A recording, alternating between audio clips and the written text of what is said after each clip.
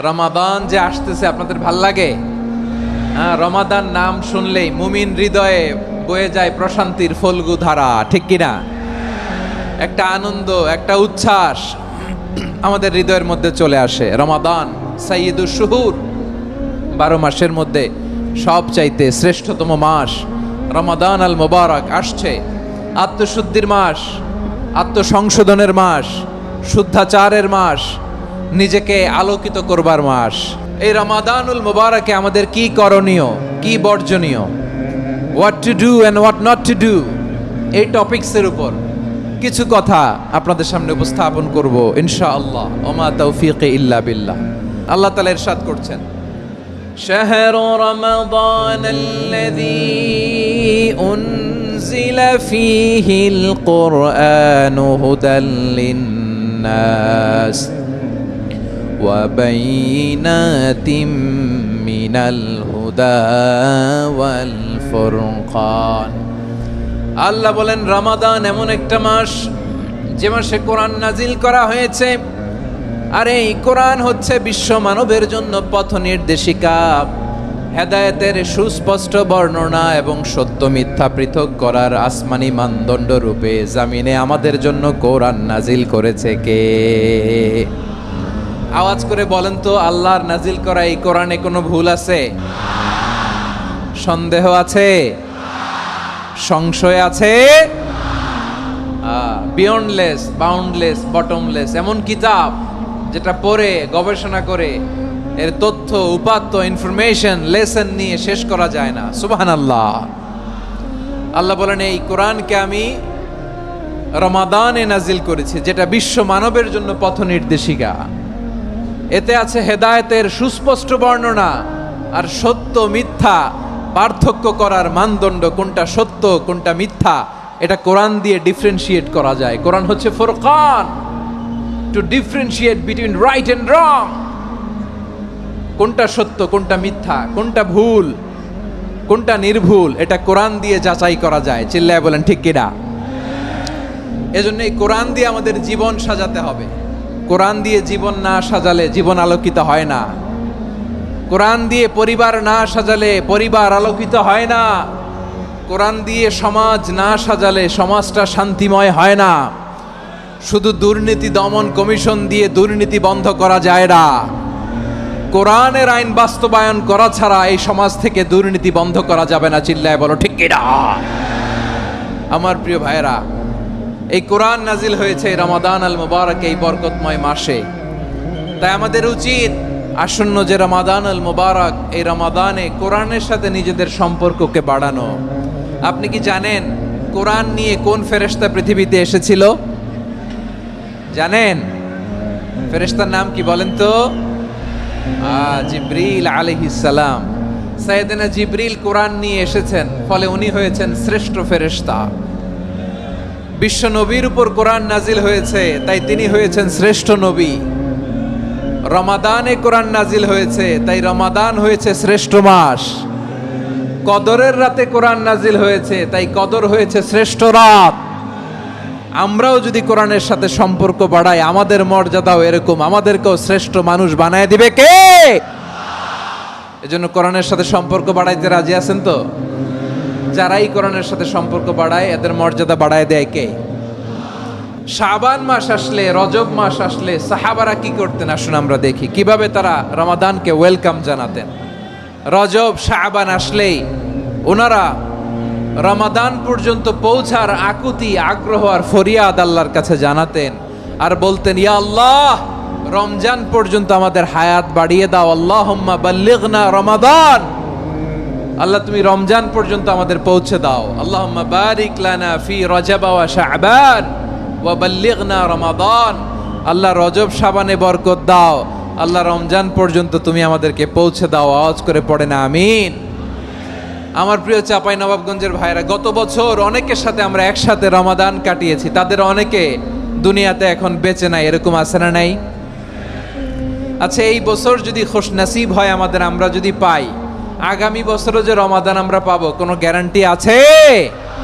তাহলে আসুন আমরা ভেবে নেই, হতে পারে this Ramadan could be the last and final Ramadan in our life. হতে পারে এই রমাদানই হতে পারে আমার জীবনের শেষ রমাদান। তাই আসুন আমরা আল্লাহর কাছে দোয়া করি, আল্লাহুম্মা বাল্লিগনা রমাদান। আল্লাহ তুমি রমাদান পর্যন্ত আমাদেরকে পৌঁছে দাও। আওয়াজ করে পড়েন আমিন। ইবনু রাজাব আল হাম্বালি লাতাইফুল মাআরিফের মধ্যে লিখেছেন, সাহাবারা ওনারা রমাদান কেন্দ্রিক, আমাদের সালাফ সালফে সালিহিনরা রমাদান কেন্দ্রিক জীবন কাটাতেন। ওনারা রমজান আসার 6 মাস আগে আল্লাহর কাছে দোয়া করতেন, আল্লাহ রমজান পর্যন্ত পৌঁছে দাও। রমজান চলে যাওয়ার পরে বাকি 6 মাস আল্লাহর কাছে দোয়া করতেন, আল্লাহ এই রমাদানে যে ইবাদত করেছি এই ইবাদতগুলো তুমি কবুল করে নাও। সুবহানাল্লাহ।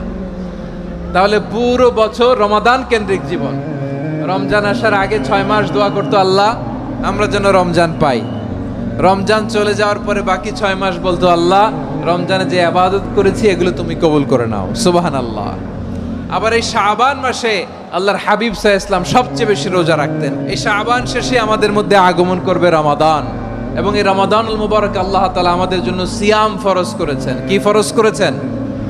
তিনি সূরাতুল বাকারার 183 নম্বর আয়াতে ইরশাদ করছেন, রাব্বুল আলামিন বলেন, ইয়া আইয়ুহাল্লাযীনা আমানু কুতিবা আলাইকুমুস সিয়ামু কামা কুতিবা আলাল্লাযীনা মিন ক্বাবলিকুম লাআল্লাকুম তাত্তাকুন।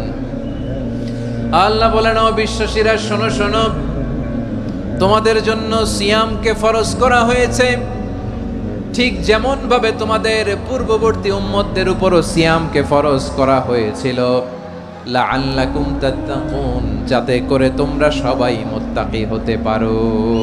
সুবহানাল্লাহ বলেন, যাতে করে তোমরা আল্লাহ সচেতন হতে পারো।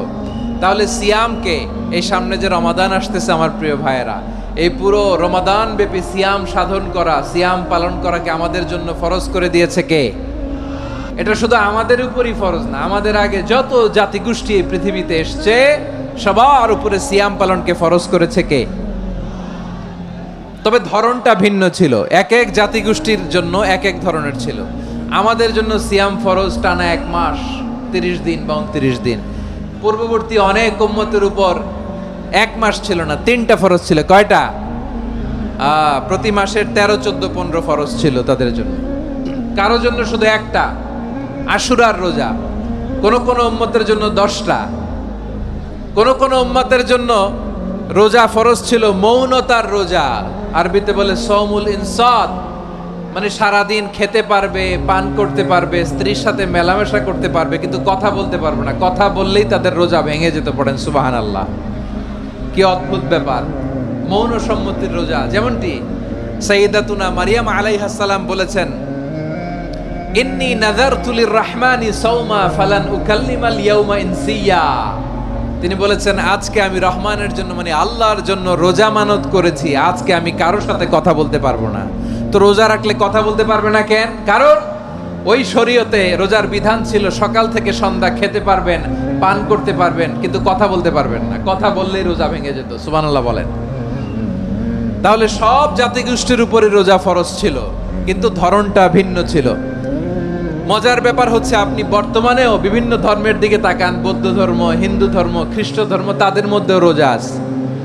ইংরেজরা, খ্রিস্টানরা এটাকে বলে ফাস্টিং। কি বলে? ফাস্টিং। আমাদের হিন্দু ভাইয়েরা বলে উপবাস। তারা কি বলে? উপবাস। আবার এখন আন্দোলনেরও একটা মাধ্যম হয়েছে এটা, না খেয়ে থাকা। এটারে বলে অনশন। এটারে কি বলে? অনশন ধর্মঘট। মানে আমাদের দাবি না মানলে আমরা খাবো না, রোজা রাখলাম। তারপরে আধুনিক বিজ্ঞান এটার একটা নাম দিয়েছে না খেয়ে থাকাকে, অটোফিজি। কি বলে? অটোফিজি। জাপানের এক চিকিৎসা বিজ্ঞানী এই অটোফিজির উপর গবেষণা করে সে নোবেল পেয়েছে। এজন্য আল্লাহ তাআলা আমাদের জন্য গোটা রমাদানে এই সিয়ামকে ফরজ করে দিয়েছেন। আওয়াজ করে বলেন আল্লাহু আকবার। রাব্বুল আলামিন বলেন, ইয়া আইয়ুহাল্লাযীনা আমানু কুতিবা আলাইকুমুস সিয়াম।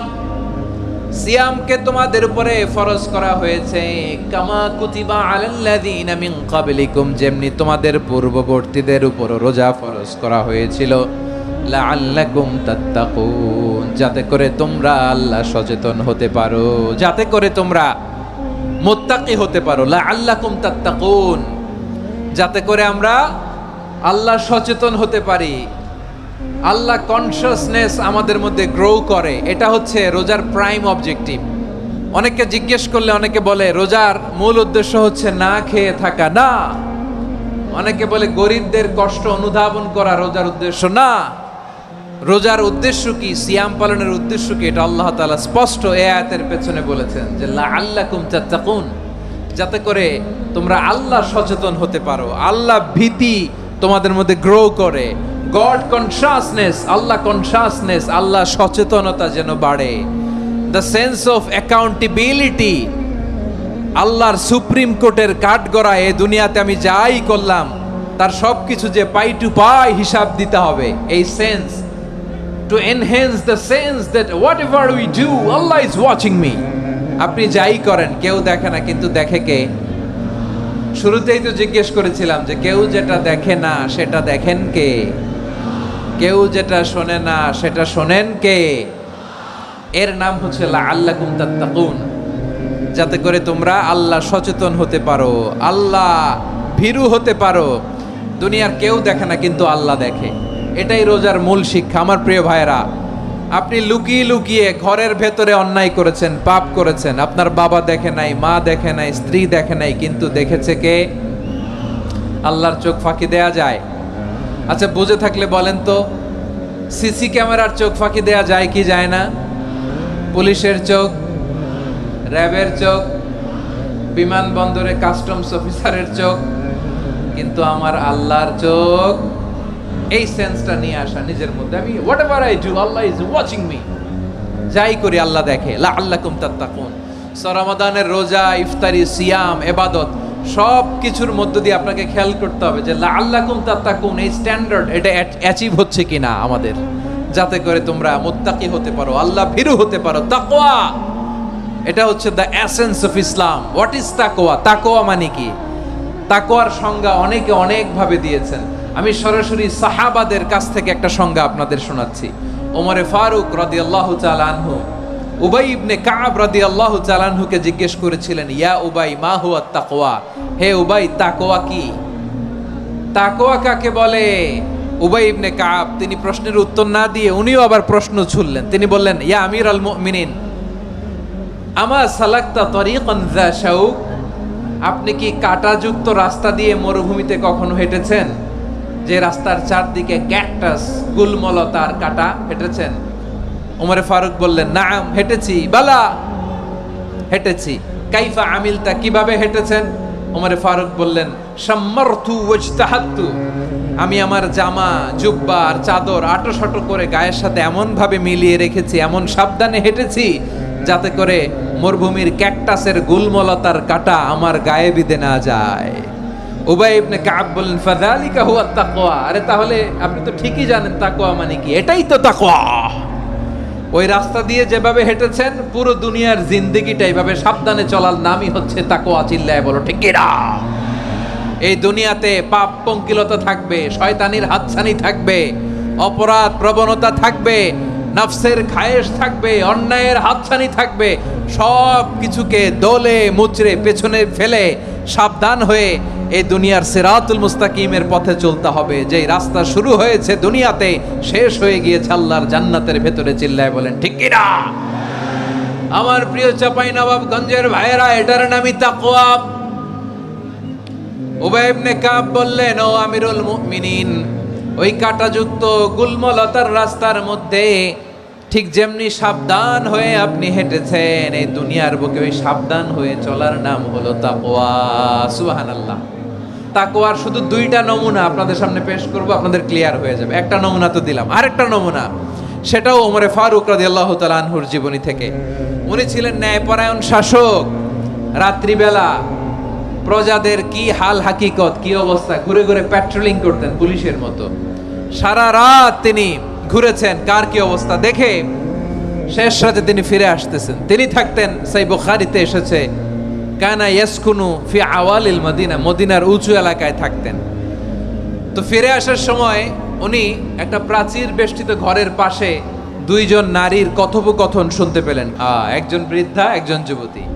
উনি কান লাগিয়ে শুনতে পাচ্ছেন। বৃদ্ধা মা, ওমর ফারুক কাউকে দেখতে পাচ্ছেন না, শুনতে পাচ্ছেন। বৃদ্ধা মা তার যুবতী মেয়েকে বলে, এই তাড়াতাড়ি ওটের দুধ দহন করে ওটের দুধের সাথে পানি মিশাও, তাইলে কালকে বাজারে মদিনায় বেশি দামে বিক্রি করা যাবে, লাভ হবে অনেক। বৃদ্ধা মহিলা এটা বললেন। যুবতী মেয়ে উত্তরে বলে, মা আপনি জানেন না আমিরুল মুমিনিন খলিফাতুল মুসলিমিন ওমরে ফারুক দুধে পানি মিশানোকে দণ্ডনীয় অপরাধ বলে ঘোষণা দিয়েছে, জানেন না? এবার বৃদ্ধা মহিলা বলে, আরে পাগলি, এই ভোর রাতে আমিরুল মুমিনিন ওমরে ফারুক আসবে কোত্থেকে? উনি আসবে কোত্থেকে? ওনার পাইক পেয়াদা সিকিউরিটি আসবে কোত্থেকে? কেউ দেখবে না। আরে কেউ দেখবে না, তাড়াতাড়ি দুধের সাথে পানি মেশাও। এই কথা যখন মা বলেছে, যুবতী মেয়েটা চমৎকার একটা উত্তর দিয়েছে। তিনি বলেছিলেন, ইয়া উম্মি, ও আমার মা, লাউলা রাআ উমর লা রাআ রব্বু উমর। ও আমার প্রিয়তমা মা, আপনি ঠিকই বলেছেন, গভীর রাতে ওটের দুধে পানি মিশালে ওমর দেখবে না, কিন্তু মা খেয়াল রাখবেন, ওমর যদি নাও দেখে, ওমরের রব কিন্তু দেখে। চিল্লায় বলেন ঠিক কিনা? দিস ইজ কল্ড তাকওয়া। এজন্য রব্বুল আলামিন বলেন, লা তুদরিকুহুল আবসার ওয়া হুয়া ইউদরিকুল আবসার ওয়া হুয়াল লাতীফুল খাবীর। তিনি এমন সত্তা, দুনিয়ার কোনো চোখ তাকে দেখে না, কিন্তু দুনিয়ার সবগুলো চোখকে, সব মানুষের অ্যাক্টিভিটিসকে, আরশের উপর থেকে সব কিছু মুহূর্তে মুহূর্তে দেখতে পান কে? তাহলে তাকওয়া কারে বলে বুঝতে পারছেন? দুনিয়াতে সাবধানে চলার নাম তাকওয়া। কেউ দেখে না, কিন্তু আল্লাহ দেখে। এই সেন্স, এই জবাবদিহিতার ভয়, দ্য সেন্স অফ অ্যাকাউন্টেবিলিটি, এই সেন্স নিজের মধ্যে গ্রো করার নাম হচ্ছে তাকওয়া। আর এই সিয়াম পালন করার প্রাইম অবজেক্টিভ অফ সিয়াম হচ্ছে লাআল্লাকুম তাত্তাকুন। আওয়াজ করে বলেন, লাআল্লাকুম তাত্তাকুন। আমার প্রিয় ভাইয়েরা, এই আসন্ন রমাদান এটা এমন এক বরকতের মাস, যে মাসে আমরা নিজেদের নাফসের উপর নিয়ন্ত্রণ প্রতিষ্ঠা করি। সারা বছর নাফস আমাদেরকে নিয়ন্ত্রণ করে, আর রমাদানে আমরা নাফসকে নিয়ন্ত্রণ করি। কথা বুঝতেছেন? সারা বছর নাফস আমাদেরকে নিয়ন্ত্রণ করে। এই যে এখন আমার খেতে মনে চাইলে যে খেজুর রাখা, আমি খেজুর খেতে পারবো, নাটস আছে, বাদাম খাইতে পারি। খাইতে মন চাইলে পানি, আমার রুহুটা চায়, আমার নাফসটা খেতে চায়, আমি খেতে পারি, পান করতে পারি। বিবাহিতরা দিনের বেলায় স্ত্রীর সাথে মেলামেশা করতে চাইলে করতে পারে, কিন্তু রমাদানে দিনের বেলায় খেতে মনে চায়, কিন্তু আমরা খাই। আমার প্রবৃত্তি খেতে চায়, কিন্তু প্রবৃত্তির কথা আমরা শুনি। তৃষ্ণায় গলা ফেটে যায়, গলার ছাতি ফেটে যায়, কিন্তু এক ঢোক পানিকে আমরা গিলি। বিবাহিতরা দিনের বেলা স্ত্রীর সাথে কি মেলামেশায় যায় না? তার মানে সারা বছর নফস আমাদেরকে নিয়ন্ত্রণ করে, আর রমাদানে এই নফসের উপর আমরা নিয়ন্ত্রণ প্রতিষ্ঠা করি। নফসের লাগাম আমরা রমাদানে টেনে ধরে, চিল্লায় বলেন ঠিক কিনা? এজন্য আমার প্রিয় ভাইয়েরা, নফসের উপর নিয়ন্ত্রণ নিতে চাইলে রমাদানের রোজার কোনো বিকল্প নাই। এটা এমন মাস যে মাসের ফজিলতেরও কোনো শেষ নাই। এই মাসকে বলা হয় দ্য মান্থ অফ হোপ। এটা আশা জাগানিয়া মাস। রমজানের কথা শুনলেই আশা জাগে না হৃদয়ে? ইদা জাআ রমাদান ফুতিহাত আবওয়াবুস সামা ওয়া গুল্লিকাত আবওয়াবু জাহান্নাম ওয়া সুফিদাতিশ শায়াতিন। রমাদান আসলে আকাশের দরজাগুলো খুলে দেওয়া হয়, মানে জান্নাতের। জাহান্নামের দরজাগুলোকে লক করে দেওয়া হয়, শয়তানকে চেইন আপ করা হয়। ইবাদত করলে শুধু করতেই মনে চায়। চিল্লায় বলেন না সুবহানাল্লাহ। রমজানে ইবাদতে যেই মজা পাওয়া যায়, সারা বছর অন্য কোনো মাসে এই মজা আপনি পান? আমার চাঁপাইনবাবগঞ্জের ভাইরা আওয়াজ করে বলেন না, রমজানে ইবাদতে যেই মজা অন্য মাসে এটা পান?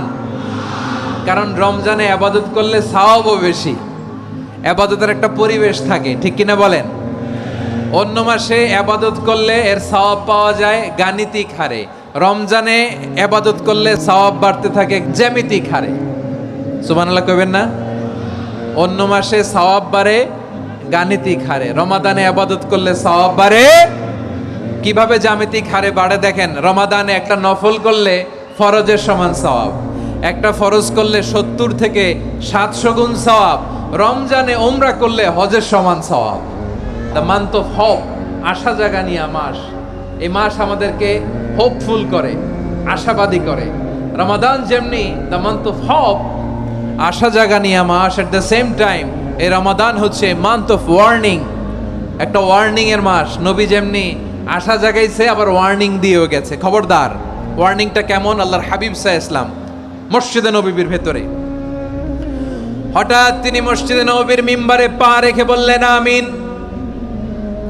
দ্বিতীয় ধাপে পা রেখে বললেন আমিন। তৃতীয় ধাপে পা রেখে বললেন আমিন। সাহাবারা অবাক হয়ে বললেন, ইয়া রাসূলুল্লাহ, ইয়া হাবিবাল্লাহ, তিনবার শুধু আমিন আমিন পড়লেন, কেন পড়লেন আমরা কিছু জানি না, আমাদেরকে জানিয়ে দেন কেন আপনি তিনবার আমিন বললেন। রাহমাতাল লিল আলামিন আল্লাহর হাবিব বললেন, ও আমার প্রাণের সাহাবীরা, আমি যখন মসজিদে নববীর মিম্বারের প্রথম ধাপে পা রেখেছি, সাইয়েদনা জিবরিল এসে আমাকে বলেছে, ও নবী, আপনার নাম শুনে যে ব্যক্তি আপনার উপর দুরূদ পড়ে না তার ধ্বংস আপনি বলেন আমিন। আমি বলেছি আমিন। দ্বিতীয় ধাপে পা রাখার পর সাইয়েদনা জিবরিল বললেন, ইয়া রাসূলুল্লাহ, মাতা পিতাকে বার্ধক্য অবস্থায় পেয়ে তাদের সেবা করে, তাদের সাথে সদাচরণ করে যে সন্তান জান্নাত কামাতে পারলো না তার জন্য ধ্বংস আপনি বলেন আমিন। আমি বলেছি আমিন। আবার মিম্বারের তৃতীয় ধাপে ঠিক যখনই আমি পা রাখলাম, সাইয়েদনা জিবরাইল বললেন, নবী, রমজান মাস পাওয়ার পরে এই মাসে ইবাদত করে যে ব্যক্তি নিজের গুনাহ মাফ করাতে পারলো না তার জন্য ধ্বংস আপনি আওয়াজ করে পড়েন আমিন। কত বড় ধমক, কত বড় ওয়ার্নিং দেখছেন, যে রমাদান পেয়েছে কিন্তু রমাদানের ইবাদত করার মধ্য দিয়ে সে নিজেকে জাহান্নাম থেকে মুক্ত বানাতে পারলো না, তার উপর আল্লাহ লানত, তার জন্য ধ্বংস। সাইয়েদনা জিবরাইল বলেছেন আমিন, স্বয়ং বিশ্বনবীও বলেছেন আমিন। আওয়াজ করে পড়েন নাউযু বিল্লাহ। তাহলে রমজান আসবে আর আমরা নিজেদেরকে জাহান্নামীদের লিস্ট থেকে নাম কাটিয়ে জান্নাতীদের লিস্টে উঠাতে পারবো না, এর চেয়ে বড় হতভাগা কি আর কেউ থাকতে পারে? তাহলে রমাদানের এই রহমত, বরকত, মাগফিরাত, ফজিলত আমাদের কামাই করার দরকার আছে না নাই? আমার প্রিয় ভাইয়েরা, আপনি পৃথিবীতে যত ইবাদত করেন সব ইবাদতের সওয়াব নির্ধারিত, এটা পাবেন বা ওইটা পাবেন, এই সওয়াব জান্নাতে, এই বাড়ি ওই বাড়ি। শুধু সিয়ামের সওয়াবটা অনির্ধারিত। কুল্লু আমাল ইবনে আদম ইউদাআফ আল হাসানাতু আশরু আমসালিহা ইলা 700 দি'ফিন ইল্লা সাওম। সব নেক আমলের সওয়াব বাড়তে বাড়তে 700 গুণ, কিন্তু রোজা ছাড়া। রোজার সওয়াব কি হবে?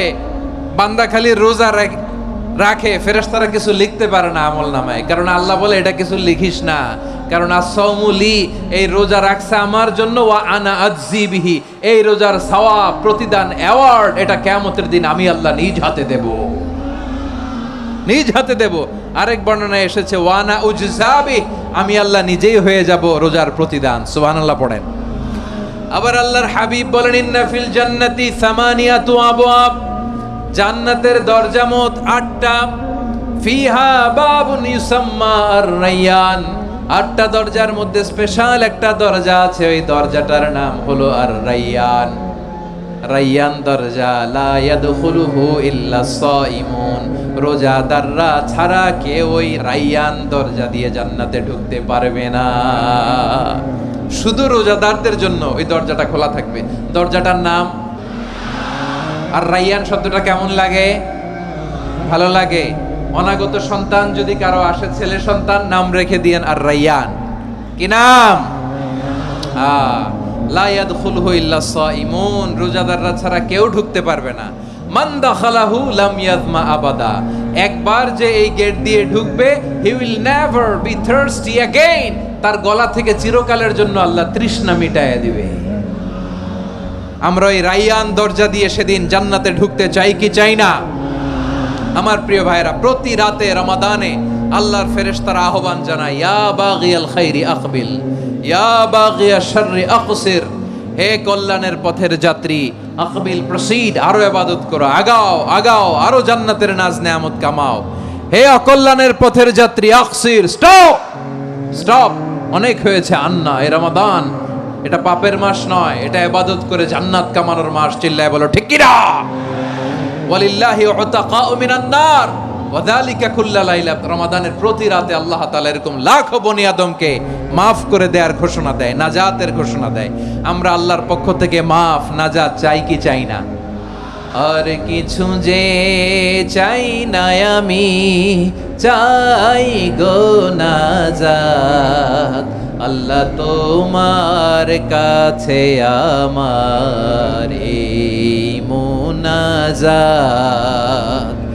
আর কিছু যে চাই না আমি, চাই গো নাজাত। আল্লাহ তোমার কাছে আমার এই মুনাজাত, আল্লাহ তোমার কাছে আমার এই মুনাজাত। সে ইসলামের পক্ষে আপনারা প্রত্যেকে এক একটা মুজাহিদ। আর যারা সাহাবাকে বড় বড় ভাষণ দেয় ওগুলো জঙ্গি, চিল্লায় বলেন ঠিক কিনা? লক্ষাধিক নবী, প্রত্যেকটা নবী এক একজন মুজাহিদ।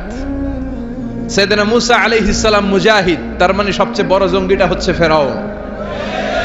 সাইয়েদনা ইব্রাহিম আলাইহিস সালাম মুজাহিদ, তার মানে সবচেয়ে বড় জঙ্গির নাম হচ্ছে নমরুদ। আমার পেয়ারা নবী বিশ্ব নবী ছিলেন মুজাহিদ, তার মানে আবু জাহেল হচ্ছে জঙ্গি। জোরে বলেন ঠিক কিনা? এদেশে যারা ইসলামের পক্ষে কথা বলে এরা মুজাহিদ, আর ইসলামরে যারা গালি দেয়, কোরআনের আওয়াজকে যারা বন্ধ করে দিতে চায়, এরাই সন্ত্রাসবাদের ধারক এবং বাহক। জোরে বলেন ঠিক কিনা?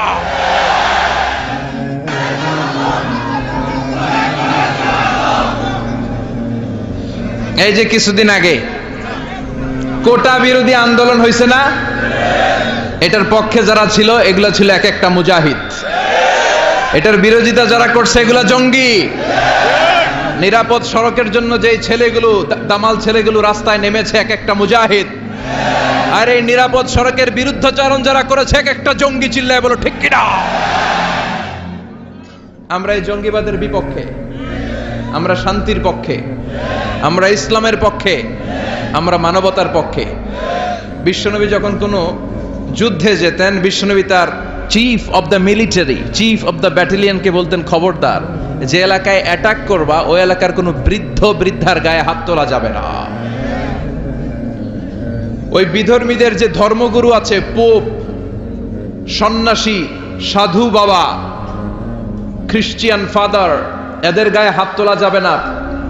কোন নারীর গায়ে হাত তোলা যাবে না।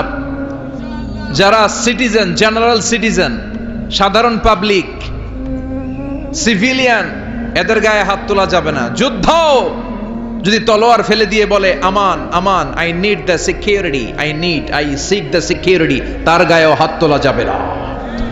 এটা হচ্ছে ইসলাম। ইসলাম হচ্ছে শান্তির ধর্ম। এজন্য আমরা চাই আমার দেশে শান্তি আসুক। আমরা দুর্নীতি চাই না, আমরা ঘুষ চাই না। চিল্লা এখন ঠিক কিনা? ইসলাম হচ্ছে এমন ধর্ম যেটা শান্তি বিলায়। ইসলাম হচ্ছে এমন ধর্ম যেটা মানবতার কথা বলে। আর না বুঝে না জেনে এক শ্রেণীর লোক এই ইসলামের বিরোধিতা করে। ওরা চায় ইসলামকে মাটির নিচে গেড়ে ফেলতে, কিন্তু ওরা জানে না যে ইসলাম হচ্ছে চারা বীজের মতো। চারা বীজ মাটিতে গেড়ে দিলে কি হয়? কথা কন, আরো গাছ হয়ে উপরের দিকে ওঠে। চিল্লায় বলেন ঠিক কিনা? এজন্য ইসলামের আওয়াজকে থামিয়ে দেয়া যাবে। আমার নানা ভাই বললেন যে 2070 সালে আমেরিকার বুকে হোয়াইট হাউসের উপরে যেই পতাকাটা ঝুলবে আর পতপত করে উড়বে, তার মধ্যে শোভা পাবে লা ইলাহা ইল্লাল্লাহ মুহাম্মাদুর রাসূলুল্লাহ। চিল্লায় এখন ঠিক কিনা? বিশ্বব্যাপী মুসলমানদের আজ গণজাগরণ। ইউরোপ আমেরিকাতে মসজিদের সংখ্যা বাড়তে শুরু করেছে। After the Twin Tower attack, the number of Muslim community in USA already have been double and tripled. Twin Tower attack এর আগে আমেরিকায় মুসলমান যা ছিল এখন ডবল থেকে 3 গুণ হয়ে গেছে। মসজিদের সংখ্যা বাড়তেছে, কনভার্টেড মুসলমানের সংখ্যা বাড়ছে। আজকে যেমনি 3 জন শাহাদা পড়ে মুসলমান হলো, এরকম শাহাদা পড়ে পড়ে মুসলমান হওয়ার সংখ্যা, এই লিস্টটা প্রতিদিন বাড়ছে আর বাড়ছে। পড়েন সুবহানাল্লাহ। এজন্য আগামীর দিনটা হচ্ছে ইসলামের জন্য। গোটা বিশ্বব্যাপী ইসলামের জয়গান হবে আগামী দিন। চিল্লায় বলেন ঠিক কিনা? আল্লাহ সেই মিছিলে তুমি আমাদেরকে শামিল করার তৌফিক দান করো, আমাদেরকে শাহাদাতের মৃত্যু নসিব করো। আমাকে শহীদ করে সেই মিছিলে শামিল করে নিও, যে মিছিলের নেতা মীর হামজা খুবাইবে খাব্বাব আল্লাহর কাছে ছিল অতি প্রিয়। শামিল করে নিও আমাকে শহীদ করে সেই মিছিলে শামিল করে নিও। পড়েন আমিন। শাহাদাতের তামান্না যার অন্তরে থাকে না সে মুমিন হতে পারে? সে হচ্ছে মুনাফিক। বিশ্বনবী বলেন, শাহাদাতের তামান্না, বাসনা, ইচ্ছা নিয়ে কেউ যদি বিছানায় শুয়ে ডায়রিয়াতেও মারা যায়, কিয়ামতের দিন শহীদদের তারে তারে দাঁড় করায় দিবে কে? আল্লাহ, তুমি আমাদের শাহাদাতের মৃত্যু নসিব করো। আল্লাহুম্মা রযুকনা শাহাদাতান ফি সাবিলিক ওয়াল মাউতা ফি বালাদি রাসূলিক। চিল্লায় পড়েন আমিন। পীরে কামেল আবু সাঈদ আসগর আহমদ আল কাদিরি রহমতুল্লাহি আলাইহির 81তম মাহফিলে ইসালে সওয়াব, আড়াইবাড়ি দরবার শরীফ, কসবা, ব্রাহ্মণবাড়িয়া। আজকের এই মহতি প্রোগ্রামের সভাপতি অধ্যক্ষ মোহাম্মদ গোলাম সরোয়ার সাঈদী পীর সাহেব, আড়াইবাড়ি দরবার। মুহতারামি ওয়া মুকাররামি, আমার মাথার তাজ, আমার প্রিয় নানা ভাই, আল্লাহ তুমি ওনার হায়াত দারাজ করো। কোরআনের কথা, ইসলামের কথা যে দারাজ কণ্ঠে তিনি দরবার সহ গোটা বিশ্বে ছড়িয়ে দিচ্ছে, আল্লাহ তুমি উত্তর সফলতা দাও, আরো বেশি বেশি তৌফিক দাও। আওয়াজ করে পড়ি আমিন। আসুন আমরা আল্লাহর নামের বরত্বের ঘোষণার জন্য 3টা তাকবীর পড়ি। তাকবীর পড়ে আমরা মহাবিশ্বের মহাবিশ্বয় মহাগ্রন্থ আল কোরআন আল কারীম থেকে কিছু কথা শুনি। অনেক রাত আপনারা বসে আছেন, এটাই প্রমাণ করে এখানে অনেকগুলো আল্লাহর ওলির মিলন মেলা বসেছে। আজকের এই মাহফিলটাকে, আমাদের বলা এবং শোনাকে আল্লাহ তুমি আমাদের নাজাতের ওয়াসিলা বানাও। আরো জোরে পড়ি আমিন। আসুন আমরা 3টা তাকবীর দেই আল্লাহর নামের। তাকবীর দিয়ে আমরা সরাসরি তাফসীরের দিকে যাব। ভাগাভাগি করে দেব। বিবাহিতরা আগে দিব, অবিবাহিতরা পরে দিব, তারপরে সবাই দিব ইনশাআল্লাহ। পড়েন। বিবাহিত কারা কারা আসছেন দেখান তো আমারে।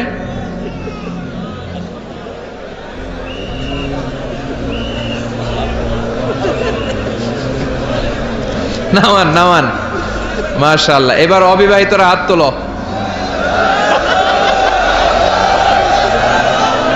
এই পোলাপাইন কি দুষ্ট জানেন, আগে থেকে প্ল্যান নিয়ে আসে যে চল আজকে অবিবাহিতরা আমরা তাকবীর দিয়ে জিতায় যাব। এই যুবকদের মধ্যে আছে প্রাণ ঢালা উচ্ছ্বাস। তোমাদের রক্ত গরম, এই গরম রক্তকে ইসলামের জন্য কাজে লাগাতে হবে।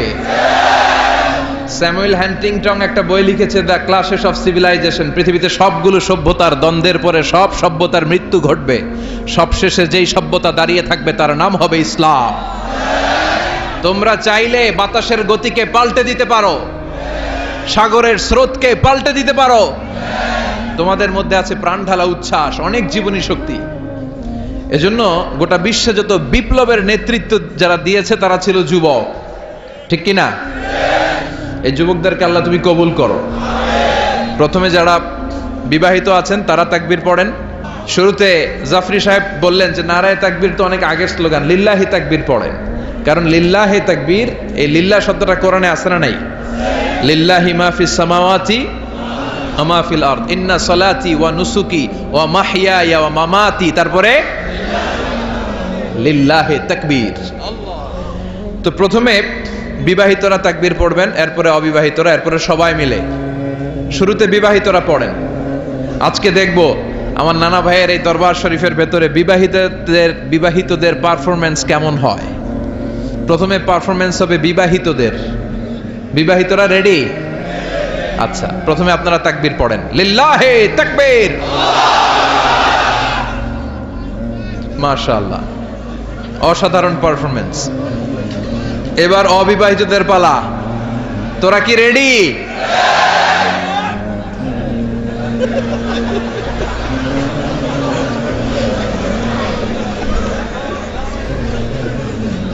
বিবাহিতদেরকে হারায় দেওয়া যাবে?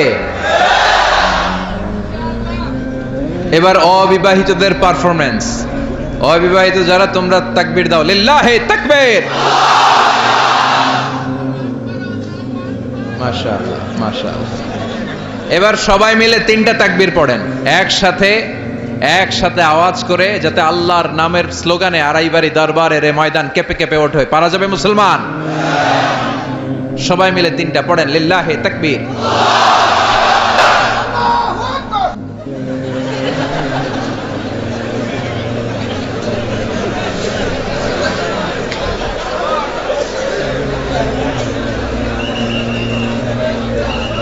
জোশের ঠেলায় সবার যখন শেষ হয়, উনার তখন শুরু হয়। একসাথে একসাথে তিনটা তাকবীর পড়েন, লিল্লাহে তাকবীর, লিল্লাহে তাকবীর, লিল্লাহে তাকবীর।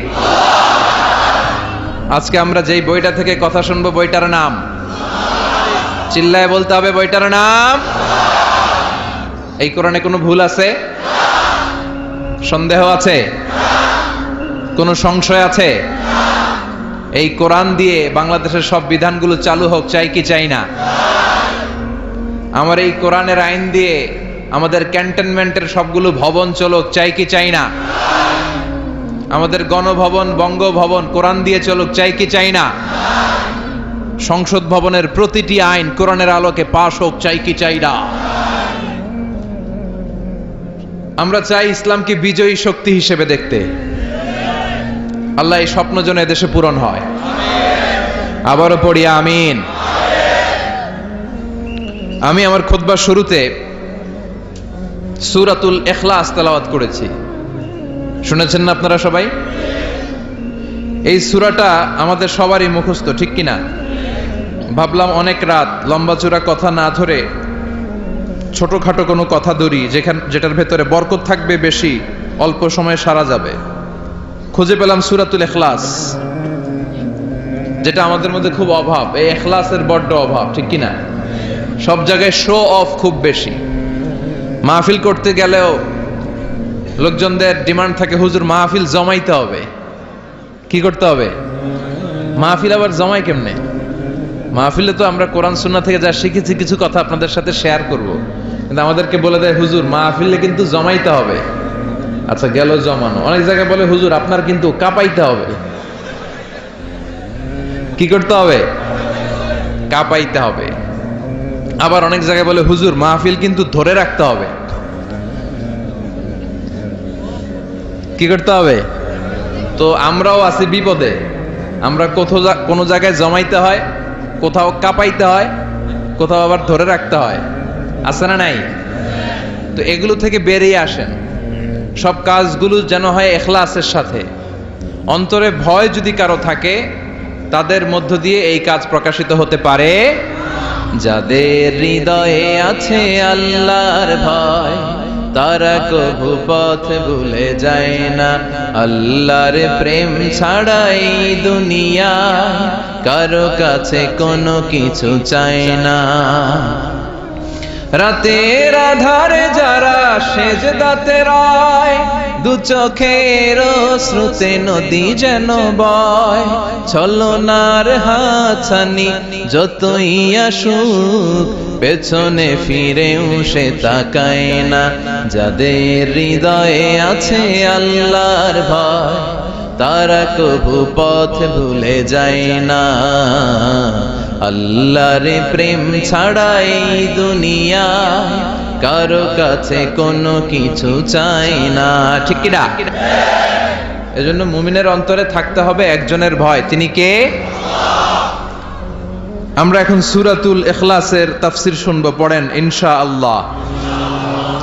এমন একটা সূরা যে সূরাটা আমাদের সবার মুখস্থ, তাই না? মুখস্থ নাই কার কার?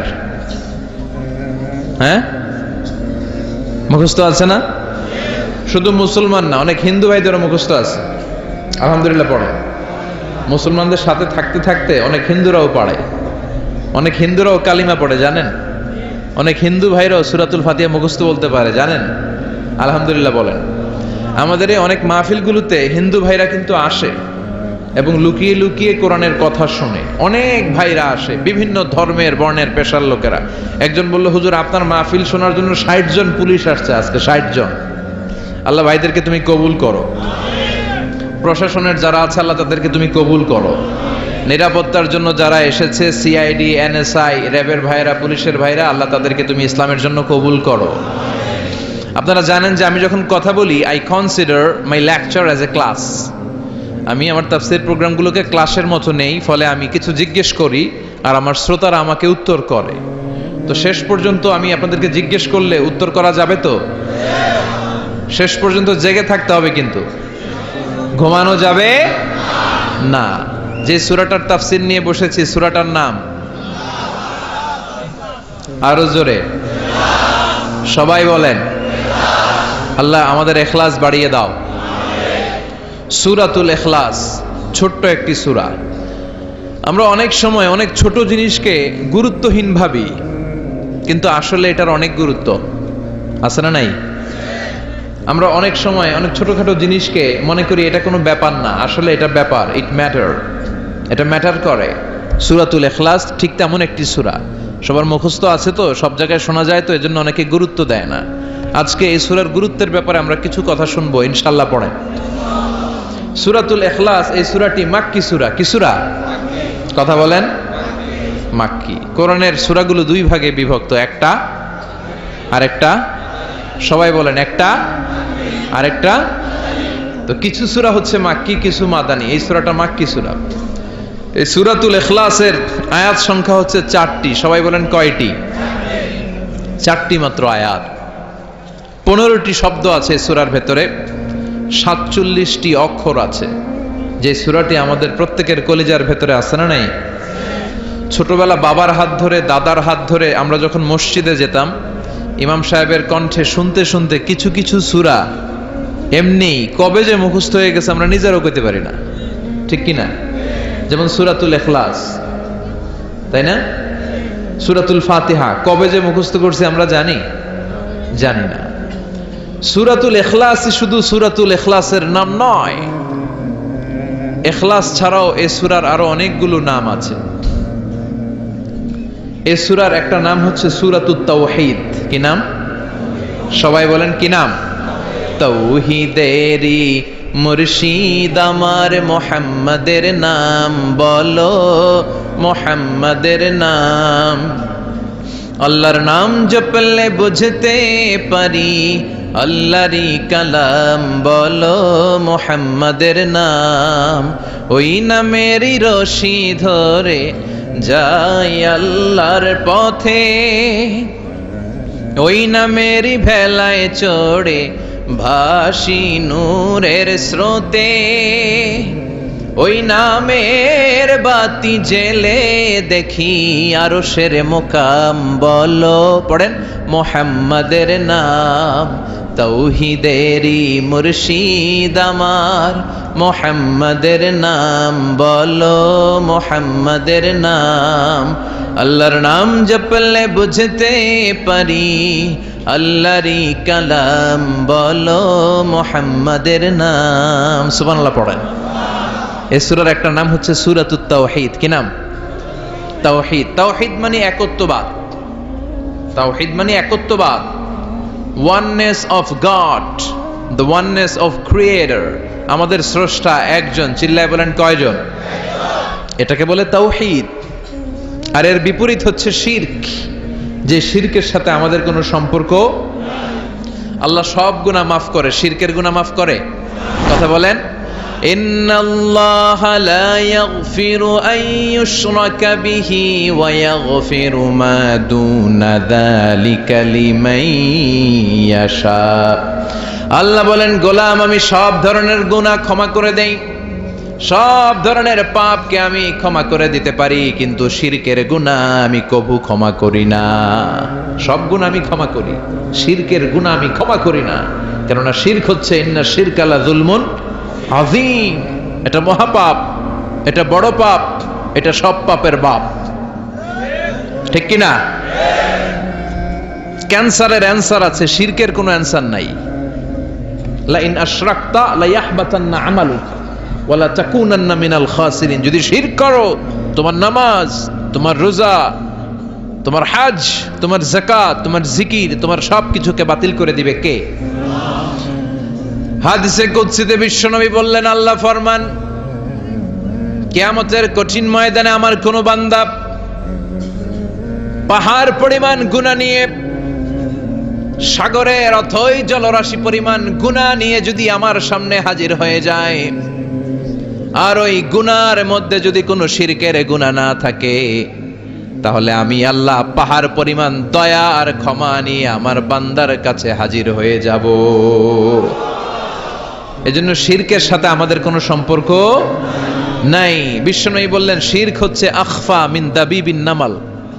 পিঁপড়ার গুটি গুটি পায়ের চেয়েও ভয়ঙ্কর। পিঁপড়া যেমনি গুটি গুটি পায়ে হেঁটে হেঁটে মিষ্টির প্যাকেটটা কই আছে, জিলাপির বক্সটা কই, খুঁজে খুঁজে ওটার ভিতরে ঢুকে ঢুকে মিষ্টি সাবার করে দেয়, তেমনি শিরকও লুকিয়ে লুকিয়ে লুকিয়ে আপনার দেহের ভেতরে ঢুকে ভাইরাস হয়ে আপনার ইমানকে শেষ করে দিবে।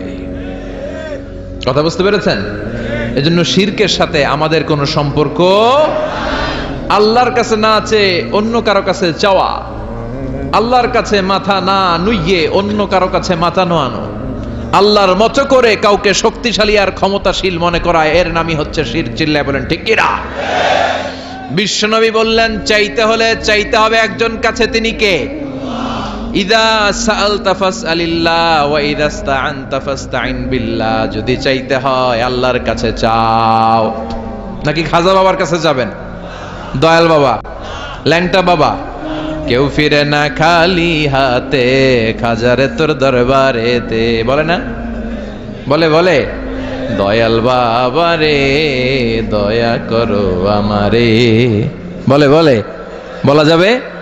বলতে হবে দয়াল আল্লাহ রে দয়া করো আমারে, ঠিক কিনা? এজন্য আল্লাহ ছাড়া আমরা কারো কাছে চাই না। আমরা চাই কার কাছে? আপনি জীবনে সফল হতে চান, চাইবেন কার কাছে? আপনি বিয়ে করেছেন, সন্তান হচ্ছে না, চাইবেন কার কাছে? আপনার মেয়ে আছে, ছেলে নাই, চাইবেন কার কাছে? ছেলে আছে, মেয়ে নাই, চাইবেন কার কাছে? নাকি মাজারে যে মানত করবেন? মাজারে যে মানত করলে সন্তান পাওয়া যায়? আকল খাটান, আকল খাটান। মাজারে গেলে যদি সন্তান হইতো আর মাজারে না গেলে যদি সন্তান না হইতো, তাহলে ছাগলের যে বাচ্চা হয়, ছাগলে কোন মাজারে যায়? কথা বলেন। গরুর বাচ্চা হয় না? গরু কোন মাজারে মানত করছে? তো ও মানত করা সারা বাচ্চা পাইলো কেমনে? গাভীর যদি আল্লাহ মানত করা সারা বাচ্চা দিয়ে দিতে পারে, আপনারা দিতে পারে না? এজন্য চাইতে হবে কার কাছে? উল্টা পাল্টা জায়গায় যাওয়া যাবে? লিটন দেওয়ানের কাছে যাইবেন? কথা কন। হাতের রেখা দেখে যারা কথা বলে এদের কাছে যাওয়া যাবে? অনেকে বলে হাতের রেখায় নাকি ভাগ্য থাকে, নাউজুবিল্লাহ পড়ে। ভুয়া কথা, হাতের রেখায় কোনো ভাগ্য থাকে না, কারণ ভাগ্য তারও থাকে যার হাত থাকে না। এই পৃথিবীতে অনেক সন্তান আছে বিকলাঙ্গ হয়ে জন্মায়, যার হাত নাই পা নাই, আছে না নাই? তো যে বিকলাঙ্গ হয়ে জন্মালো তার তো হাতই নাই, কিন্তু ওরও তো ভাগ্য আছে। সুবহানাল্লাহ পড়েন। এই যে বিশ্বাস, আইডিওলজি, ডক্ট্রিন, এটার নাম হচ্ছে তাওহীদ। এটার নাম কি? এই আড়াইবাড়ি দরবারের ভেতরে শিরকের কোনো ছিটে ফোটা নাই। চিল্লা এখন ঠিক কিনা? এ দরবার তাওহীদের উপর প্রতিষ্ঠিত দরবার। এ দরবার কোরআন সুন্নাহর আলোকে চালিত এক দরবার, যে দরবারের জিহাদ হচ্ছে শিরকের বিরুদ্ধে। চিল্লায় বলেন ঠিক কিনা? এই সূরার নাম হচ্ছে সূরাতুত তাওহীদ, তাওহীদের সূরা, একত্ববাদের সূরা। তাহলে আমরা পেলাম সূরাতুল ইখলাসে শুধু সূরাতুল ইখলাসের নাম নয়, এটার আরেকটা নাম আছে সূরাতুত তাওহীদ। সবাই বলেন কি নাম? আবার বলেন কি নাম? তাওহীদ। এই সূরার আরেকটা নাম আছে সূরাতুল মা'রিফা। সূরাতুল মা'রিফা মানে জানা বা চিনা। মা'রিফা মানে জানা বা চিনা। এই সূরা পড়লে কারে জানা যায়? এই সূরার অর্থ হৃদয়ঙ্গম করলে কারে চেনা যায়? আল্লাহকে চেনা যায়। এটাকে বলে আল্লাহর পরিচয় জানার নাম হচ্ছে মা'রিফা। আর এই সুন্দর শুদ্ধ মা'রিফার আকীদারে এই দেশে নাম দিছে মারে ফত। কি নাম দিছে? মারে ফত। এদের নামাজ লাগে না, এদের রোজা লাগে না, এদের গোসল লাগে না, এদের মাথার চুলের ভেতরে গিটলিপ পেকে থাকে, লাল শালু পড়ে থাকে, বলে যে কলিজা সাফ তো সব সাফ, এরকম ডাকাইতেছে না নাই? এমন পীরেরও কথা শুনেছি যেই পীর গোসল করে না। গোসল না করলে ওইটার আপনারা কি করেন এই এলাকায়? খাটাস। হ্যাঁ, খাবিস। গোসল করে না, সারা বছরে করে একদিন, সারা বছরে একদিন গোসল করে, ওই গোসলের পানিরা আবার মুরিদরা খাইয়া সব শেষ করে ফেলায়।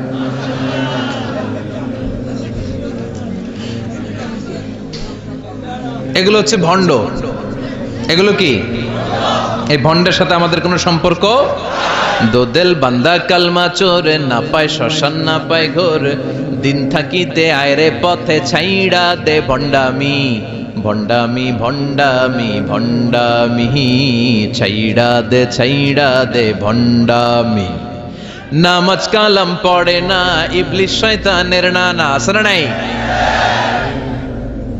নামাজ রোজা করে না ইবলিশ শয়তানের নানা ধর্মের একখান খুঁটি ধইরা কয়দিন করবা হয়রানি ভণ্ডামি ভণ্ডামি ভণ্ডামি ছাইড়া দে ভণ্ডামি দোদেল বান্দা কালমা চোর না পায় শ্মশান না পায় ঘোর দিন থাকিতে আয়রে পথে ছাইড়া দে ভণ্ডামি ভণ্ডামি ভণ্ডামি ভণ্ডামি ছাইড়া দে ভণ্ডামি ঠিক কি না? এদের সাথে ইসলামের কোনো সম্পর্ক নাই। ইসলাম আল মারিফাতে বিশ্বাস করে। আল মারিফা মানে জানা বা চেনা। এই সূরা পাঠ করলে কারে চেনা যায়? যারা মুওয়াহহিদুন, যারা এক আল্লাহয় বিশ্বাসী, যাদের সাথে শিরকের সম্পর্ক নাই, এরা হচ্ছে মারিফাতের লোক। আপনারা যারা বসে আছেন আপনারা হচ্ছেন মারিফাতের ধারক এবং বাহক। চিল্লা এখন ঠিক কি না? তাহলে এই সূরার এক নাম আমরা জানলাম সূরাতুত তাওহীদ, তাওহীদের সূরা। এই সূরার আরেকটা নাম আমরা জানলাম সূরাতুল মারিফা। আবার এই সূরার আরেকটা নাম হচ্ছে সূরাতুস সামাদ। সামাদ কার নাম? কথা বলেন। এজন্য এই সূরার একটা নাম হচ্ছে সূরাতুস সামাদ, সমাদের সূরা। সমাদের অনেকটা বিপরীত শব্দ হচ্ছে সানাম। সানাম মানে মূর্তি, সানাম মানে কথা বলেন, সনাম মানে মূর্তি। বিশ্বনবী যখন প্রথম ওহী পেলেন ওই সময় একটা লোক মূর্তির পূজা করত, মূর্তিরে খুব ভালোবাসতো আর বগল দাবা করে রাখতো। এটার কাছে রাত্রিবেলা কেঁদে কেঁদে চাইতো আর মনের জ্বালাগুলো এটার সাথে শেয়ার করত। সে মনে করতে এই মূর্তি আমারে বাঁচাবে, সব সময় তার একটাই জিকির সানাম সানাম সানাম। একদিন এই মূর্তিটাকে রেখে এসে কোনো একটা কাজে গিয়েছে, কাজ শেষে সে এসে দেখে মূর্তির গায়ে পানি। সে ভাবলো আমার খোদার গায়ে যেহেতু পানি, এটা নিশ্চয়ই ভালো পানি হবে। He thought it could be the water of mercy and blessings, it could be the water of rahmah. যেহেতু আমার খোদার গায়ে পানি, নিশ্চয়ই এটা রহমতের পানি হবে, বরকতের পানি হবে। তো রহমতের পানি তো নষ্ট করে লাভ নাই, এক কাজ করে এটাকে খেয়ে ফেলি। When he thought it could be the water of mercy and blessings, he started to suck it with his tongue. জিহ্বা দিয়ে এবার চাটতে শুরু করছে, রহমতের পানি পেটে ঢুকানোর জন্য চাটতে শুরু করেছে। When he started to suck it, he found the taste is little bit bitter. যখন চাটতে শুরু করছে দেখে যে স্বাদটা কেমন যেন কটা কটা লাগে, টক টক লাগে, কটা কটা টক টক, হাজমুলার মতো। কিসের মতো? কিরে টক টক কটা কটা কেন? If it is the water of mercy, it should be sweeter. এটা যদি রহমতের পানি হয় এটা তো সুইট হওয়ার কথা, মিষ্টি হওয়ার কথা। কটা লাগে কেন? ঘটনা কি? নিশ্চয়ই কোনো ভেজাল আছে। এবার ভেজাল খুঁজতে বাইরেছে। ভেজাল বিরোধী আন্দোলন আছে না বাংলাদেশে? কিরে ভেজাল হইলো কোথায়? খুঁজে দেখে দুইটা খেকশিয়াল, ফাআলাবান, দুইটা খেকশিয়াল একটা ঠ্যাং উঁচু করে রাখছে, মাঝখান দিয়ে এখনো রহমতের পানি পড়তেছে। এবার তো ধরে ফেলছে, হায় হায়, মনে করছে রহমতের পানি, এখন দেখি কুত্তার মুত, এখন দেখি খেকশিয়ালের পেশাব, হায় হায় হায়। কারে এতদিন নম নম করলাম, নমস্ত নমস্ত গাইলাম, কার সামনে মাথা নোয়ালাম, কার সামনে এত চোখের পানি ফেললাম, এটা নিজেকেই নিজে খেকশিয়ালের পেশাব থেকে বাঁচাতে পারে না, ও আমারে বাঁচাবে কি? ঠিক কি না? এবার মূর্তিটাকে, সানামটাকে ধরে মেরেছে আছাড়। ভাঙ্গা মূর্তি নিয়ে বিশ্বনবীর কাছে এসেছে। এসে বলে, আব্দুল্লাহর বেটা মোহাম্মদ, এতদিন ধরে আমি বুঝি নাই, মূর্তিটারে খোদা মনে করতাম, এইটারে ডাকতাম, এতদিন ভাবছি খোদা, এখন দেহি হুদা। এতদিন ভাবছি, এখন দেখি এটার কোনো পাওয়ার নাই, এটার কোনো ক্ষমতা নাই। আমি আর এই মূর্তির পূজা করতে চাই না, আপনি আমাকে শাহাদাতের বাণী পাঠ করিয়ে দেন। সুবহানাল্লাহ পড়েন। ঝিনুকের ভেতর লুকিয়ে থাকে যেমন মতি, ঝিনুকের ভেতর লুকিয়ে থাকে যেমন মতি, কলমা শাহাদাতে আছে আল্লাহর জ্যোতি, কলমা শাহাদাতে আছে আল্লাহর জ্যোতি। পড়েন সবাই, ঝিনুকের ভেতর লুকিয়ে থাকে যেমন মতি, ঝিনুকের ভেতর লুকিয়ে থাকে যেমন মতি, কলমা শাহাদাতে আছে আল্লাহর জ্যোতি, কলমা শাহাদাতে আছে আল্লাহর জ্যোতি। সুবহানাল্লাহ পড়েন। লোকটা বলে, আব্দুল্লাহর বেটা মোহাম্মদ আমি বুঝি নাই, এতদিন ভাবতাম খোদা, এখন দেখি হুদা, কোনো ক্ষমতা নাই, আর দেরি করতে চাই না, আপনি আমারে পড়িয়ে দেন লা ইলাহা ইল্লাল্লাহু মুহাম্মাদুর রাসূলুল্লাহ সাল্লাল্লাহু। কালিমা পড়ে মুসলমান হয়ে গেছে, আলহামদুলিল্লাহ পড়েন। তাহলে এই সূরার তিনটা নাম পাইলাম, এবার আমার সাথে সাথে উত্তর দিতে হবে। সূরাতুল ইখলাসের প্রথম নামটা আমরা কি বলছি? সূরাতুত তাওহীদ। দ্বিতীয় নামটা কি বলেছি? সূরাতুল মা'রিফা। তৃতীয় নামটা কি বলেছি? সূরাতুস সমাদ। এবার একসাথে আওয়াজ করে উত্তর দেন। প্রথম নাম সূরাতুত তাওহীদ, দ্বিতীয় নাম সূরাতুল মা'রিফা, তৃতীয় নাম সূরাতুস সমাদ। আলহামদুলিল্লাহ পড়েন। এই সূরাটার অনেক ফজিলত, অনেক ফজিলত। বিশ্বনবী এই সূরাটার অনেক মর্যাদার কথা বলেছেন। বিশ্বনবী মুহাম্মদ রাসূলুল্লাহ সাল্লাল্লাহু আলাইহি ওয়াসাল্লাম ফজরের 2 রাকাত সুন্নত নামাজে এই সূরাটা পড়তেন। আলহামদুলিল্লাহ বলেন। ফজরের 2 রাকাত সুন্নতে পড়তেন, মাগরিবের 2 রাকাত সুন্নতে পড়তেন, বেতেরের 3য় রাকাতে পড়তেন। বেতেরের কোন রাকাতে? আচ্ছা। আর তাওয়াফ করার পরে 2 রাকাত নামাজ পড়া সুন্নাহ। যারা হজ এবং উমরা করেছেন, 7টা তাওয়াফ করতে হয় না আল্লাহর ঘরকে কেন্দ্র করে? 7 টার্নস মেক আ তাওয়াফ। 7 বার আল্লাহর এই কাবা ঘরের চারদিকে ঘুরলে একটা তাওয়াফ হয়। শুরু করতে হয় ব্ল্যাক স্টোন কর্নার থেকে, আর রুকনুল হাজারিল আসওয়াদ, যেখানে একটা স্টোন আছে পাথর, এটা জান্নাতি পাথর। এটাতে চুমু দিলে এই পাথরটা ওই যিনি চুমু দিয়েছে তার জীবনের সব পাপ আর গুনাহকে শুষে নেয়। কিয়ামতের দিন আল্লাহ ওই পাথরের একটা জিহ্বা দিবে, ঠোঁট দিবে, চোখ দিবে। সেই মুখ দিয়ে আল্লাহর সামনে দাঁড়িয়ে দাঁড়িয়ে যারা যারা এই পাথরে চুমু দিয়েছিল তাদের পক্ষে আল্লাহর সামনে সুপারিশ করবে। প্রতিদিন এই কাবা ঘরকে কেন্দ্র করে 120টা রহমত নাজিল হয়। সিত্তুন আলী তাইফিন, 60টা রহমত যারা কাবা ঘরের চারদিকে শুধু প্রদক্ষিণ করে, তাওয়াফ করে। আর বাঈন লিল মুসাল্লিন, 40টা হচ্ছে যারা কাবা ঘরের সামনে সালাত পড়ে। ওয়াল 20 লিন্নাযিরিনা ইলাল কাবা, বাকি 20টা সওয়াব যারা তাওয়াফও করে না, সালাতও পড়ে না, শুধু কাবার দিকে তাকিয়ে থাকে। সুবহানাল্লাহ বাড়িতে গিয়ে বললেন, কাবার দিকে তাকিয়ে থাকলেও সওয়াব আছে না নাই? এই তাওয়াফ করার পরে 2 রাকাত নামাজ পড়তে হয়। কয় রাকাত? বিশ্বনবী এই 2 রাকাতের প্রথম রাকাতে পড়তেন সূরাতুল কাফিরুন, কুল ইয়া আইয়ুহাল লা আ'বুদু মা, এটা প্রথম রাকাতে পড়তেন। আর দ্বিতীয় রাকাতে বিশ্বনবী সূরাতুল ইখলাসটা পড়তেন। যেদিন যাবেন কাবা ঘরে হজ বা উমরার নিয়তে, মনে থাকবে তো? তাওয়াফের পরে 2 রাকাত, প্রথম রাকাতে সূরাতুল কাফিরুন, দ্বিতীয় রাকাতে সূরাতুল ইখলাস। এই সূরাকে বিশ্বনবী সুলুসুল কোরআন বলেছেন, 1/3 অফ দ্য বুক। বিশ্বনবী বলেছেন সূরাতুল ইখলাস সুলুসুল কোরআন। এই সূরাটা হলো কোরআনের 3 ভাগের 1 ভাগ। একবার যদি কেউ এই সূরাটা পড়ে, তার আমল নামায় 10 পারা কোরআন তেলাওয়াতের সওয়াব দিয়ে দিবে কে? একবার পড়লে যদি 10 পারা হয়, 2 বার পড়লে 20 পারা, 3 বার পড়লে পুরো কোরআন খতমের সওয়াব দিবে কে? সুবহানাল্লাহ কইবেন না? কি দামি সূরা, 3 বার পড়লে পুরো কোরআন কাভার। কোন মুহাদ্দিসিন বলেছেন না, সুলুসুল কোরআন 1/3 অফ দ্য বুক বলে বিশ্বনবী এটা বুঝান নাই। বিশ্বনবী অন্য জিনিস বুঝিয়েছেন। সেটা কি?